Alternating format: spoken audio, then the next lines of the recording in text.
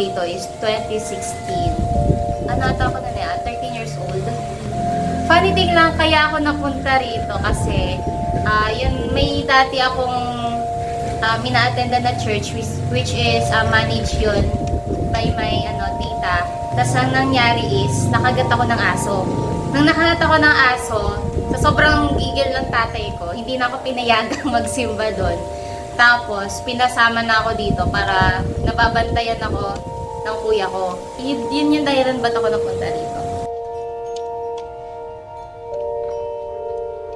I think, dati kasi parang for me lang, hindi ganoon ka close yung Pearly Org. For me lang, yun kasi yung naano ko. Parang hindi ko kilala yung mga Mayap, hindi ko kilala yung UMM, UMW, ganyan. So parang over the years, mas nagiging close kasi yung mga programs, diba, yung mga events, mas nagkakaroon na ng pagsasama-sama.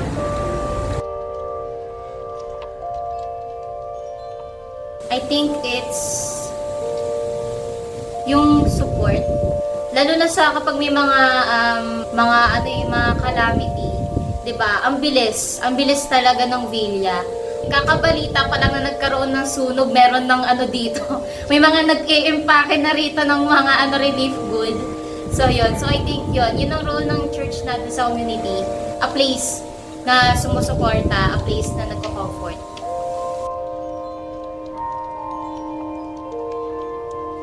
Bilang kabataan, ang una naka-influensya sa akin ay isa ding kabataan, si Michael Yuden. Nung unang nagda-drum siya, kasi pangarap ko mag-drums. So, na-mesmerize ako dun sa moment na nagpa-practice siya dito. After nun, nag-sign up ako sa praise and worship team as a drummer. And then from there, nakilala ko yung mga kuya ko at that time, sila Kuya Lenmark, si Kuya Jack, si Kuya Jeff.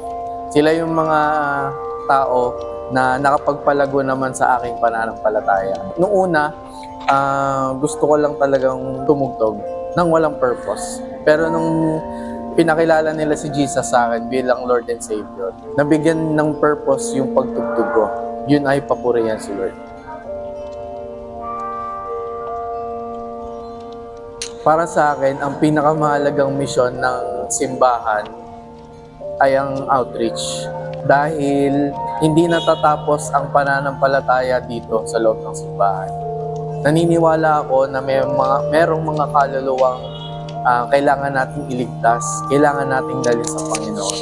Hindi man agad-agad, hindi man madami, pero kahit paunti ng paunti, through outreach, makakapagligtas tayo ng mga kaluluwa.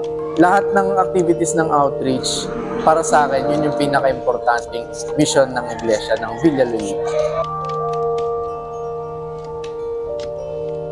Pag-share ng pananampalataya sa iba. Kasi kung ikaw naniniwala ka sa sarili mo na niligtas ka na ni Lord, ni Jesus, kailangan i-share mo din yung pananampalataya mo sa iba. Kasi from there, magkakaroon kayo ng bonding, magkakaroon kayo ng synergy. Then, sunod-sunod na yun, hanggang sa magkaroon na kayo ng unity or pagkakaisa dito sa iglesia. Kasi kung walang pananampalataya ang isa, paano lalago ang isang iglesia? Oo, meron. Si Pastor Orly. Kasi yung time na yun, nagsisimula pa lang ako sa ministry. Tapos, super active ng pastor na to.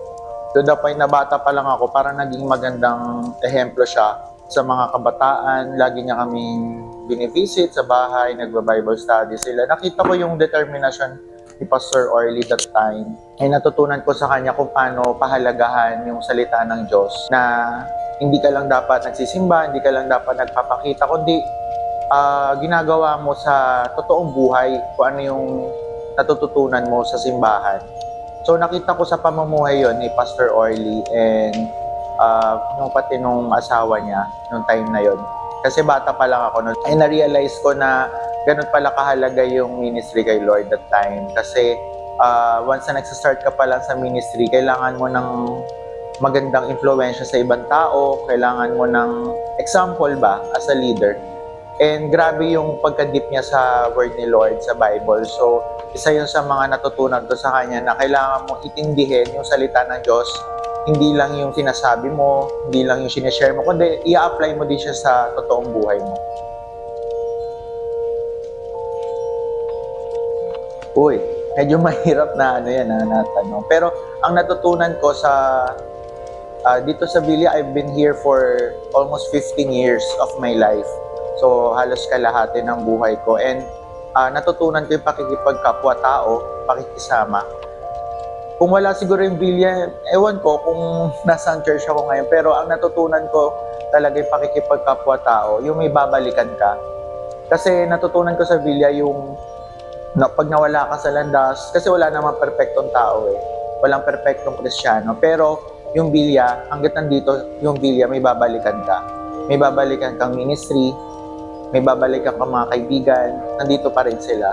Matindi yung pakikipagkapwa-tao ng mga Kristiyano dito sa Villa. Magandang ehemplo sila sa bawat isa na may aasahan ka talaga. Actually, marami eh. Marami. Kasi nung time na nagsisimula pa lang ako noon, sa choir pa lang, una si Tita Grace. Nakita ko yung dedication niya na maging leader, maging choir.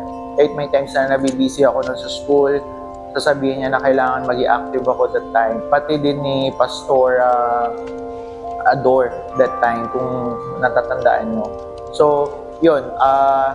Pati yung nag-mentor sa akin, si Kuya Genesis that time. And sila talaga yung nag-push sa akin para simulan yung ministry, yung talent na binigay sa akin ni Lord. And hanggang ngayon, dala-dala ko pa rin yung mga examples nila na umattend ako ng CI noon.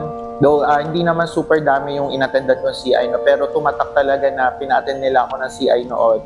And after noon, naging active na ako sa choir, sa ministry, sa pagkakanta sa Panginoon. And, masaya ako na naging part ako ng Villa, naging ginamit ng Panginoon yung talento ko para magpuri sa Kanya. Gamit din ang instrumento ng Villa Lolita. So, happy anniversary Villa, and I hope and pray na patuloy pa tayong lumago. I am empowered.